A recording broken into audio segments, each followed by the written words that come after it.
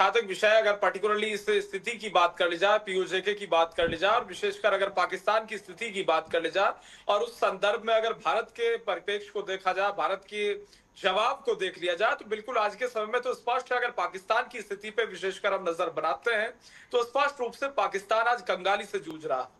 और जिस प्रकार से वहां इकोनॉमिक ब्रेकडाउन है और वहां की स्थितियां बहुत लचर हैं, खराब हैं, और विशेष रूप से हर स्तर पे आंदोलन हो रहा है, पॉलिटिकल इनस्टेबिलिटी है, राजनीतिक लिहाज से अगर देखा जाए तो पूर्ण रूप से इनस्टेबिलिटी है, राजनीतिक जिस प्रकार से नेतृत्व होना चाहिए आज पाकिस्तान के पास नहीं है।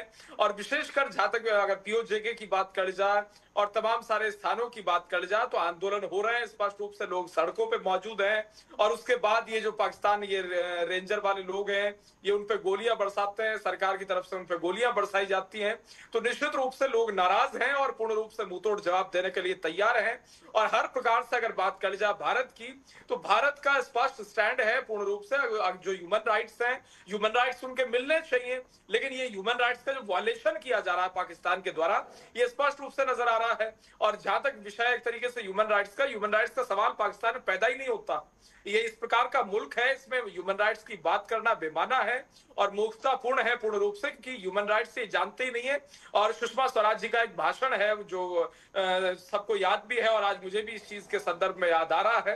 बिल्कुल स्पष्ट रूप से सुषमा जी ने कहा था, जो वो हमारे केंद्रीय विदेश मंत्री थी, कि भाई पाकिस्तान और हिंदुस्तान में क्या फर्क है।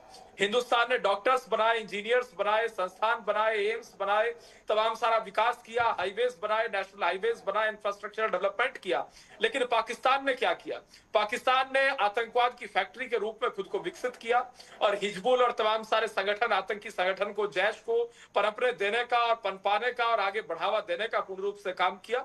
तो ये आतंकवाद की फैक्ट्री है और निश्चित रूप से वहां बड़े स्तर पर प्रदर्शन हो रहे हैं और वीडियोस भी सामने आ रहे हैं, सोशल मीडिया पे भी तैर रहे हैं, जो स्पष्ट रूप से नजर आ रहे हैं। तो निश्चित रूप से लोग इन्हें मुंहतोड़ जवाब देंगे।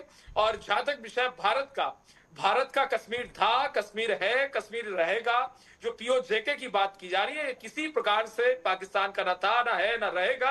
ये जम्मू कश्मीर भारत का था, भारत का है, भारत का रहेगा। जो भारत का हिस्सा है वो निश्चित रूप से भारत लेके रहेगा और जम्मू कश्मीर पूरा भारत का था, है और रहेगा। और पीओके हम लेके रहेंगे। हमारे अमित शाह जी के द्वारा भी स्पष्ट रूप से पार्लियामेंट में भी, संसद के पटल पे, सदन में स्पष्ट रूप से इस चीज को कहा गया था। जी चलिए जगदीप।